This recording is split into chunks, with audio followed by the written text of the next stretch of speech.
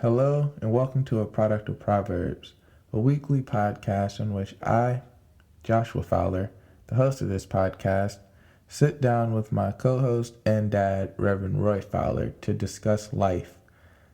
My dad, being in the ministry for nearly 30 years now, provides a certain perspective and biblical expertise, while I bring the experience of a millennial. So we use the book of Proverbs as our roadmap on how to live a healthy and fulfilling life. Today's episode is one that I think will be very needed because it's something that I personally struggle with all the time, and I'm pretty sure many of you do as well. Today we're going to get into patience versus initiative, being a go-getter versus waiting your turn, right now versus wait for later, instant gratification versus delayed gratification. These are all subjects that we're going to be covering in this special episode. So with that, let's get into today's show. What's up, Dad? Not much. How about you?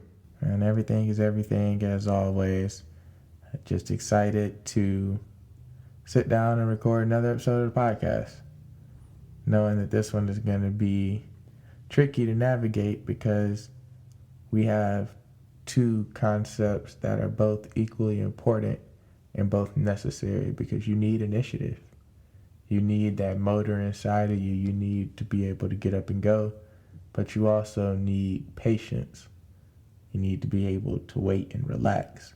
Have to find a balance in between initiative and patience for our own safety. Thinking of patience as the marathon and that long term, you need stamina, you need backup, you need that reserve tank, something there to push you in the later rounds. Then initiative is you're not going to go from last to first on the last lap. If you don't take off with the right speed, they're going to be going to lap you, and you're not going to be able to do anything about it. So, what I like to do for this episode is I take the initiative standpoint because I am younger and in go-getter mode. I need to do this, I gotta do that, I'm doing this, I'm doing that, I did this, I did that. You're in patience mode. You already been young and running and doing. You're now on the back end. I'm not on the back end yet. You on the back end of that career, brother. You got a nice 401k. I'm on the back end of the career. You're right. I mean, you're there where you can see how patience pays off because you look at everything around you and it's a result of your patience and hard work over all these years.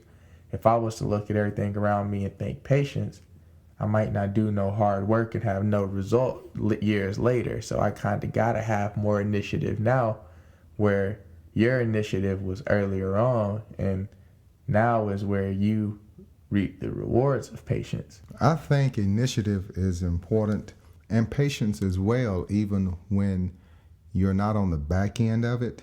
I think it's important from the standpoint of your example about the 0 to 60. I remember, 18, 19 years old, I had a Z28 Camaro, and it was this guy in Cartersville. He bought a Ford Mustang GT, and I guess he worked the same shift I did because we always ended up on 41 at the same time. He'd fly down the road, and I'm driving the speed limit, and he'd take off, and he'd be gone. Then I'd come to a red light, and there he'd be. Then he'd shoot off at the next one. He'd take off, and I'm just cruising along. And we end up getting there at the same time because of the blocks that was in the way, the obstacles, if you would. So sometimes I think what happens and you got to take the initiative. If you didn't, you really wouldn't go anywhere. But I think reckless initiative is what's dangerous. That's the word that I didn't know existed, but it is a great description. Reckless initiative. And that's where patience come in, because it gives you a chance to really think it through. I don't say patience to the point of laziness. I don't remember the proverb you read. I haven't read any yet. That's why I don't remember it. But when you read that, there's something that will speak to what we've just said. So that's actually the perfect transition. Let's go ahead and jump over into that. Today's proverb on the initiative front is Proverbs 13:4. And it says, "The soul of the sluggard craves, and gets nothing, while the soul of the diligent is richly supplied. I'm taking that to really mean what it says is the one that's lazy, the one that doesn't have initiative, the one that doesn't have ambition, the one that doesn't set goals, the one that doesn't do anything, he wants. He craves, he wants something, he's missing something, and he don't have nothing. He won't get it. But the one that's diligent, the one that's disciplined, the one that has initiative, the one that has the right perspective, the one that gives, the one that is respectable, responsible, and honorable, they're rich. They're richly supplied, not in worldly possessions, but their soul, like how they feel, their heart, what they're made of. They're full. The one that is lazy and slow is kind of empty. And see, I think that's what we need to talk about or explain. Patience is not laziness. You know, this person, the sluggard, is lazy and have zero initiative and won't apply anything. So he's really not patient. He's just lazy. And a lazy person is a person that's going to be, he won't have anything, but he'll want something. And the sad part about that is a lot of times that those lazy people envy the people that get up and go and get. And they envy those people, and they really want what do you want, or really want what you have, but they can't get it, but they'll want it, and they won't get anything, and all they'll do is become a hater. So I think it's important that you will take the initiative, and you have to be willing to get up and go and put forth the effort. You got to do that, but it's best when you not out there just reckless, just take off running, and somebody asks you, where are you going? I don't know. But you're going, but you're going fast. So you can be patient in this. Patience gives you the opportunity to recognize the obstacles and develop a plan to navigate around them. And that will make your journey more profitable and more efficient and more effective. So I think patience is a good virtue to have along with initiative. It's not the patience that's the problem, it's the laziness. Some people are just lazy and won't do anything. And that person will just never have anything. Nothing's just going to come to you. What did I say in one of our episodes? You're waiting on your ship to come in? Mm-hmm. Keep waiting. How's it going to get to you? You're not even living near any water. You don't even own a ship anyway. What are you waiting on? Stop making excuses and get up and get busy. That's initiative. Initiative. I don't know what the source of the lack of initiative is, but whatever it is, you got to get to that root cause. I feel like for a lot of people, the source of either lack of initiative or reckless initiative is misinformation. I think that's a big one. Or too much information. It's called information paralysis. So you get, let's say you want to get into real estate, and you start researching, and you're like, okay, yeah, I'm going to flip houses. And then you read more, and you're like, okay, now I want to do multifamily. Then you read more, and you're like, okay, now I want to do commercial. Then you read more, and you say, oh, no, I want to do single family rentals. And you read more, and you say, no, I want to do wholesaling. And you read more, and next thing you know, you have 20 different strategies you can do. And each one, you have to run the cost benefit analysis, run the what is it going to take, run the opportunity cost, and next thing you know, because of all these processes and things going on, you don't do nothing. You like, nah, real estate just too much. I'm not. And you're overwhelmed. You're overwhelmed with that information. But then the misinformation is even worse because, as I always say, we got to stop taking financial advice from Instagram. I really do miss the day of accredited journalist. It's dead. Yeah. Anybody can start a blog. Look at us. We got a podcast. You got credentials. I got a podcast on the Product of Proverbs. I haven't been to nobody's Bible college, seminary, nothing. Like, look at how easy that was to jump up. So think about all these people that are credit gurus or financial planners, these people that are now teaching you about real estate. Who are you? Where'd you come from? Where'd you learn that at? How long have you been doing that? It used to be you had to be somebody to be in those positions. To get in the textbook, you had to have published works and been known for research. Like, you can't just come out the blue with a theory and now we teaching it to people. Right. But that's Right. where the world is right now. So that misinformation is dangerous, and it can lead to you being that sluggard, that lazy person. So misinformation and then too much information overload. And I think a couple more that just comes to mind that would cause us to not have any initiative is fear. Fear is a biggie. People are afraid. So rather than, see, some people are afraid to mess up. So the remedy for that is to not do anything. If I don't do anything, I won't mess up something. So fear is a biggie. And I think lack of confidence. And I think it's important that we continue to encourage one another and build confidence in each other, because there's a lot of things out there that can cause you to have a lack of confidence. I think that's a biggie that keeps people from taking initiative because they don't think they can do it. Either they don't think they can or they're afraid that they're not able to. I won't be able to complete it. That holds people back as well. Those are some areas that we need to look at within ourselves and understand.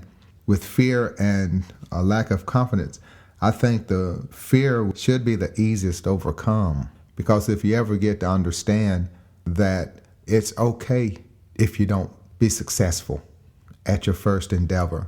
Just think about people. You've read about people in their inventions, in their businesses. How many businesses and inventions failed before they had one that was successful, but they didn't quit? See, so you got to understand that if you do, I can't do it, or I'm afraid I'll fail. Well, you're not the first one, and you won't be the last one.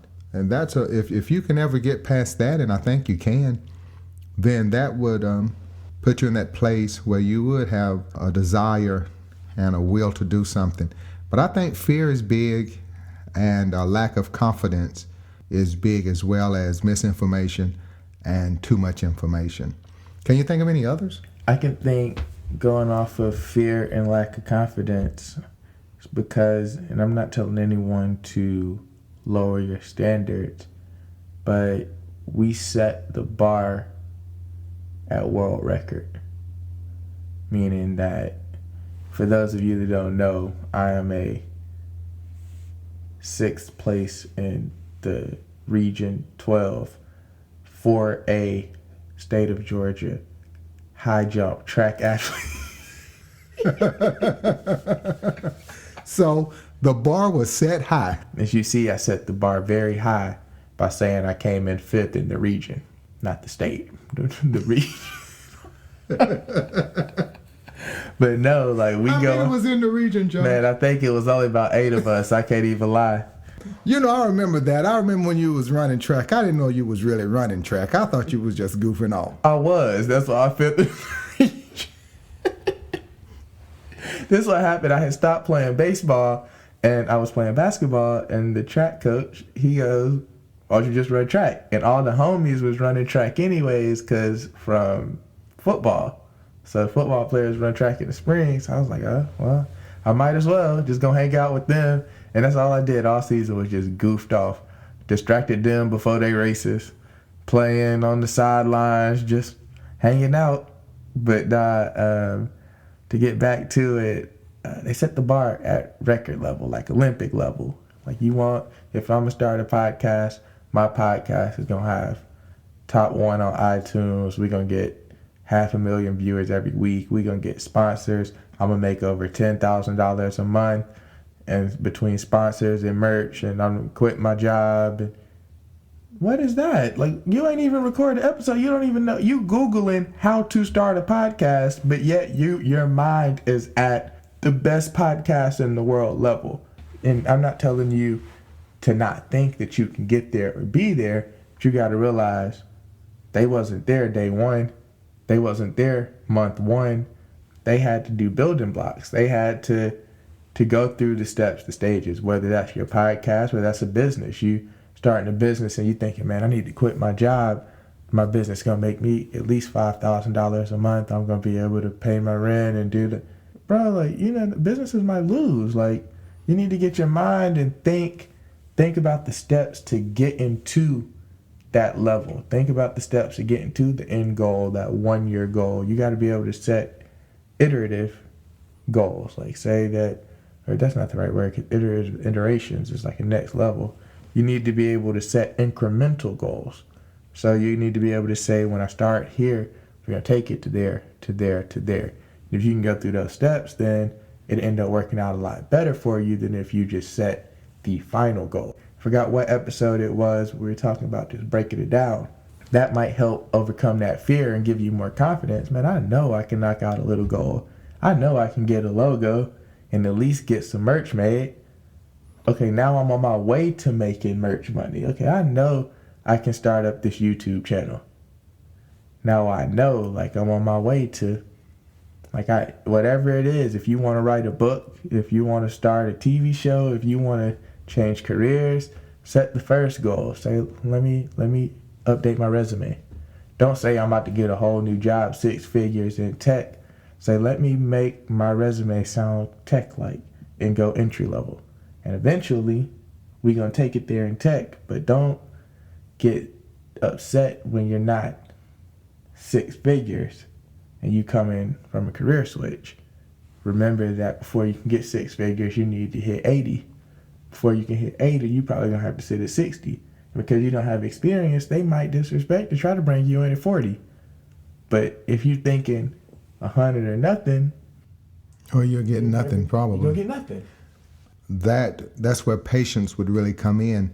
You mentioned the bar, setting the bar high. I'm for setting the bar high, but with that, you gotta be patient, but you've got to have a plan. Like you said, the incremental steps, and you've got to be intentional, and you've got to be patient even with those steps. And I think that's very important. So I think the thing is, to help you with that incremental mindset, is something I learned maybe in college, maybe even before college. I don't know when I learned it. I learned a lot of stuff. S.M.A.R.T goals. You heard of S.M.A.R.T goals before? So it's an acronym. They use the word S.M.A.R.T, but your goals need to be specific, measurable, attainable, relevant, and time-based. What we were saying with set the bar is, in those incremental goals that you go into get into that high bar, make sure that you got specific actions to take in there. Make sure you can measure the actions you take, because you don't want it to just be, I might be doing this, I might be doing that. No, I've done 50% of what I said I was going to do. I'm 90% there, 10 more percent. And then attainable. Just be real with yourself. That'll help you much better in actually seeing your goals through. If you got fitness goals, go in there and say, let's lose 5 pounds. Don't go in there and say, I'm going to lose 20 pounds, my waist going to be this. When you can't lose them first 10 pounds, you're going to get discouraged. So say I'm going to lose 5, then say I'm going to lose 10, and make it an attainable scale of goals. Relevant is make them relevant to your life and your overall kind of life plan, what you want to be and what you want to do. You don't care anything about helping people. You shouldn't make a goal that I want to start a 501(c) charitable corporation. You don't want to help people. You're just looking for tax write-offs. There's a lot of other better ways to do that. If you're not going to be in your heart of helping people, you won't be able to maximize that avenue. And then finally, time-based. In that incremental mindset, things need to have a timeline so that you know, hey, I'm slacking. This was supposed to be done 3 days ago. I need to get on that. Or you can say, hey, I got 6 months to do this. But if you don't have a time on your goals, they're not going to go nowhere. But as you said, patience. So that's a perfect transition into the second half of this special episode, in which we look at initiative versus patience. So in this first half, we just covered initiative and having that go-getter mentality and actually going and jumping off the porch to go achieve your goals. You know what I mean? Like, you can't just sit there and wait and watch, because we learned that the lazy person wants and they don't get anything. But the person that's diligent and disciplined, they get more than they need. So the second half of this episode is patience, in which we've picked out the proverb 13 and 11. which says, "Wealth gained hastily will dwindle, but whoever gathers little by little will increase it."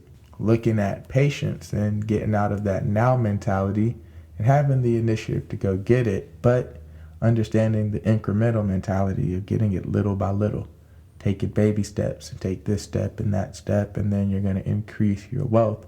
But think about people that hit the lottery and be broke in 6 months. You got it quick, it's going to leave you quick. Yeah, because you haven't had the discipline in that. I like what the same verse that you read from the New Living Translation. It says, "Wealth from get-rich-quick schemes quickly disappears.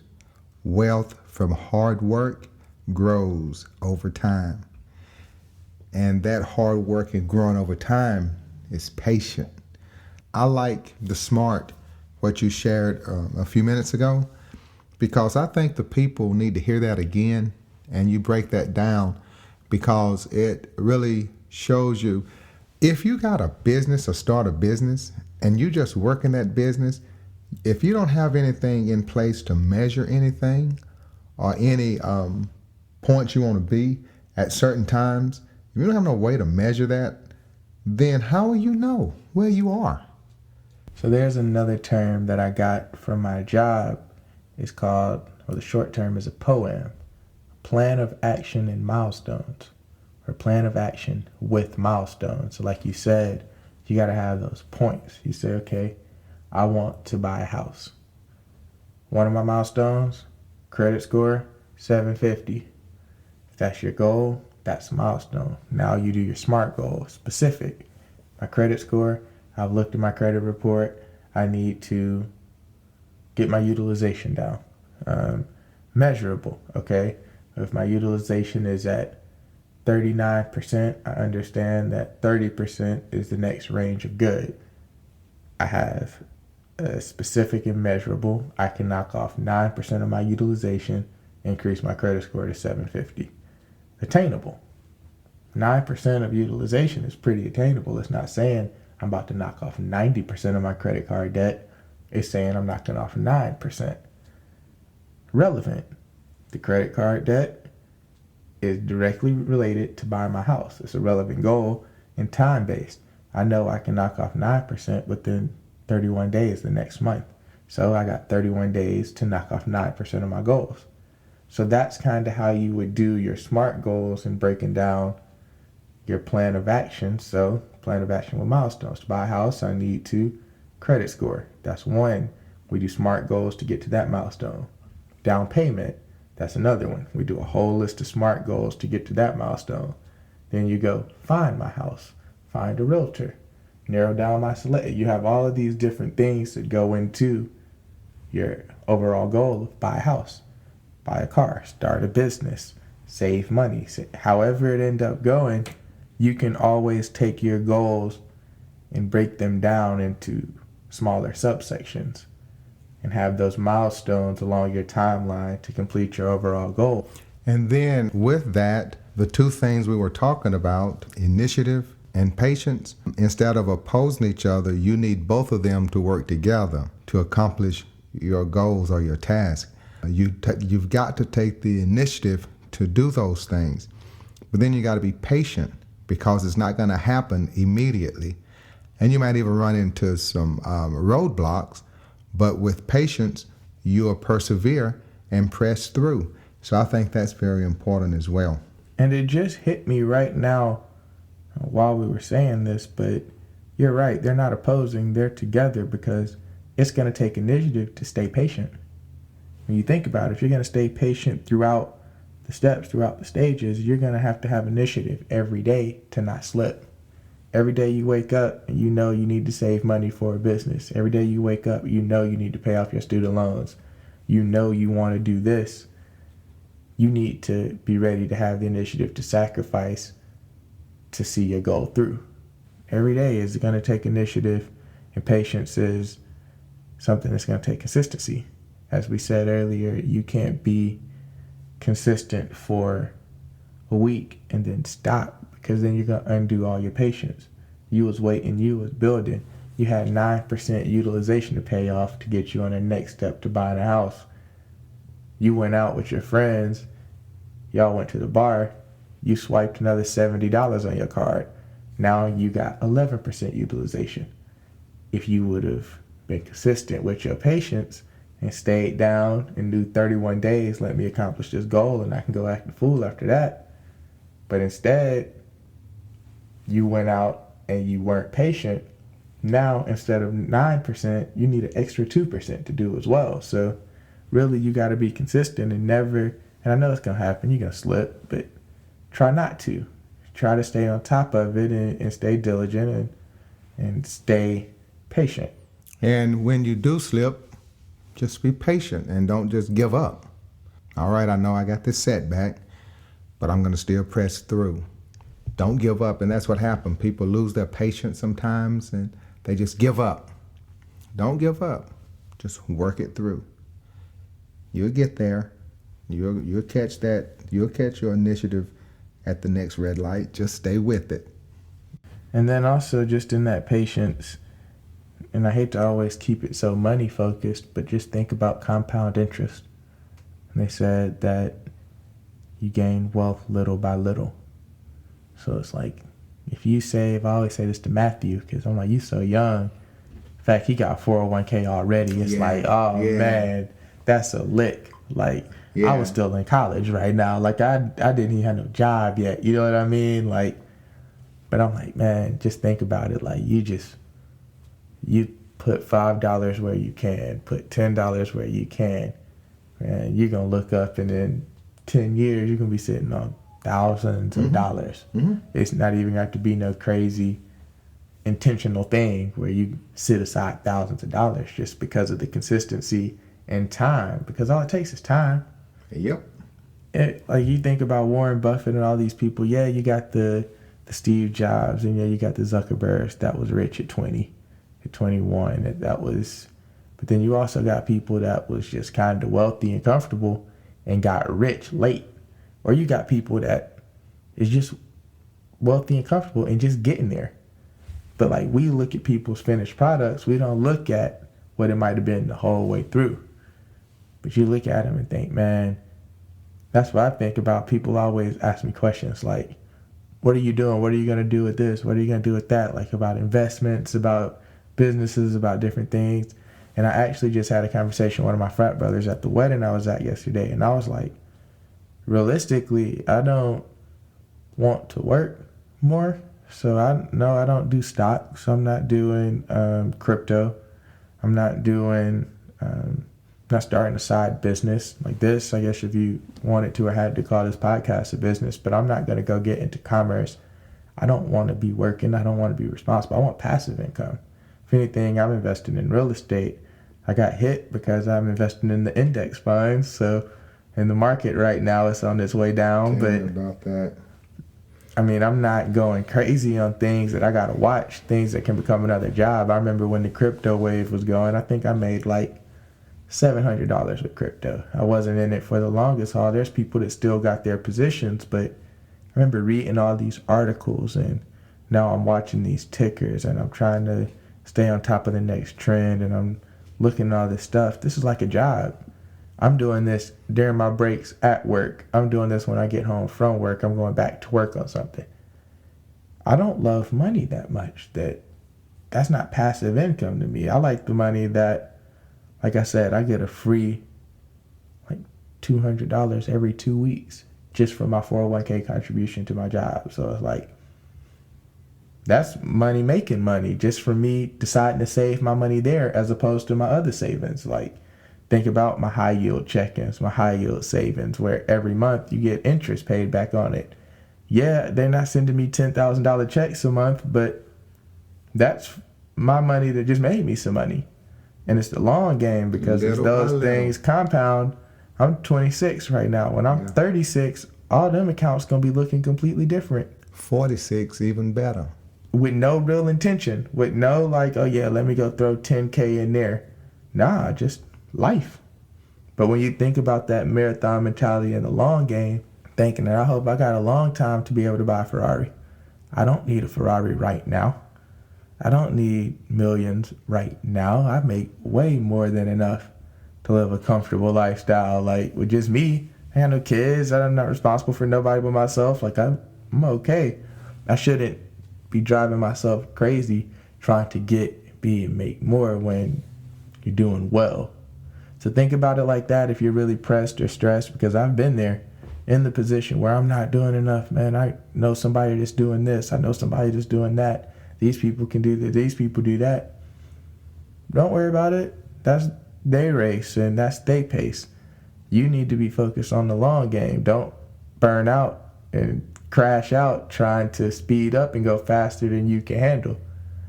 Think about your patience and think about little by little. It may not feel like a lot right now, but just the fact that you're doing something, just the fact that you're showing that little initiative, it's going to pay off big dividends later. Literally, you're going to get dividend checks. So think about that. Like, that's the mentality that I like to take on and look at when thinking about life. But that's a patience mentality. I got patience tatted on me. It was one of the earlier tats. So it's been something that has been sitting, and it's something that takes work. As you know, I've been in a lot of situations where impatience have been the root cause of a lot of things. And I think that's most people's story. If I'd just waited, had a little more patience. But, we're talking to you now, and we're hoping that you will listen. Most of this stuff, yes, I have the Bible as my foundation, but I have a number of years of living as my experience to this. So it is so true, that passage that you read. And the part I like and I want us to think about is that the wealth from hard work grows over time, and the get-rich-quick schemes quickly disappears. And that's the patience. You just got to be patient with it. It takes time. You mentioned even the 401k or any little savings. Just consistent savings of a small amount over time is going to build you some money, some wealth, just a little bit. But you just got to be patient. Like you said, you might not can put $10,000 in today, but if you put $10 in, and that's what I tell people, where do you start? You start somewhere. When do you start? You start now. If you can do $5, and most anybody with a job can do $5. Easy. That's a Starbucks trip for a lot of people. I talk to Matthew all the time about the different accounts I'd like for him to set up, and the reason why. And I tell him to contribute as much as he can right now, that 401k, because it pays dividends, Literally. Yeah. So you can't beat that, and then you don't even miss it because it comes out before you see what you got. It comes out. You don't have to take it out, which makes a difference. But you got to just be patient and watch it grow. I know another thing I like in thinking about the incremental and thinking about compounding and thinking about a little turning into a lot is the weekly savings challenge. So where during week 1 of the year you put $1 in, week 2 of the year you put $2 in, week 3 of the year you put $3. By week 52 you put 52 weeks in, but I forgot the exact number. I think you end up with like over $1,300 saved that year. You really don't feel it early when it's $1, $2, $3, and $4 away. Yeah. You notice it later on when in a month you just put $49, $50, $51, $52 in. But is that a week? Yeah, it's every week. So you do another $1 for every week of the month. But even then, but even on the 52nd week, that's only $52. Exactly. Even that that last month is like, it's only $200. Yeah. You'll be all right. But it's a quick way to easily see how compounding works. How that 1 and that 2 and that 3 and that 4 actually end up making a difference in that grand scheme of what you save. But that's patience and compound interest for you. See, I saw that early on when I had my first job, and they had a Christmas club where you put $5 a week in. And I did that. So when it came up to Christmas, I went to the bank and I had a substantial amount of money. I mean, I'm 16 years old, and I get that check where I've been putting $5 a week. That was a good little hit at one time, and it was just $5. What you spend it on? I'm sure I bought gifts for everybody. I know I did, because I remember buying gifts for everybody, and I felt good about it. I didn't know if you went and bought some rims with it like I would have did. No, all my nieces and cousins that I was close to, I made sure I got all of them gifts. That's what I did with it. And I didn't buy nothing for myself. And it was Christmas time too. If they would have gave you that right before the summer, it might have been a little different. It might have been different. And I was happy to be able to buy them gifts with my own money. Yeah. Of course, I bought my mom and dad gifts, but that actually touches back on like our last episode, the giving spirit. You know, so when you were blessed, you blessed others, and as you can tell, those that refresh others get refreshed themselves. Your life shows that giving spirit all these years have paid dividends, because you don't really want for nothing much. When you think about it, and then I think about a lot just the things that you have and have been able to experience through life. All the different just stages of life, the family life, the young single life, the professional life, the career, the education. Like, it's a lot of people that don't have that same giving spirit and might have their hands closed because they want to keep what they have, or just might be selfish. And because of that, they have what they have, but they don't have as much, because as you give, more is given to you. So that shows that having initiative early on, patience to see it through, and a giving attitude throughout will produce and show a happy, healthy, and prosperous life. Yeah. But with that, I think that is the end of our episode. So we come to a conclusion on initiative and patience. At first, we said initiative versus patience. We figured out that they work together. Yeah, they work good together. Yep. So initiative and patience, a special episode where we kind of merged two into one because they were so, at first, contradictory, and then secondly, found out they shared many similarities. But this is a product of Proverbs. Me and my dad sitting down to share wisdom and just chop it up on all type of real life subjects. If you've been listening to this from episode 1, I know you've seen the growth. I know that you've seen the changes in our tones and our way that we carry conversation. I know you've seen the changes in the editing of the podcast, how it sounds, the audio. What we ask is that you just continue rocking with us, because we're just getting started. We plan on continuing to do this. So if you have any feedback at all, any episodes or topics that you might want to see covered, any proverbs that you'd like to submit that you'd like for us to start an episode on, submit those to us via a message on Instagram. We're on Instagram at a Product of Proverbs. And as we always ask to our listeners, if this helped you in any way, or you feel that this could help someone else, we just ask that you share this. Share this on your social media accounts. Share this via text. And we're in the Apple podcast store. We're on Spotify. We're even on Alexa. So you can say, hey, Alexa, play a Product of Proverbs, and it'll start playing us. So we're everywhere. And we thank you for your continued support. And with that, we're going to sign off. Another episode in the books, and we'll catch you next week.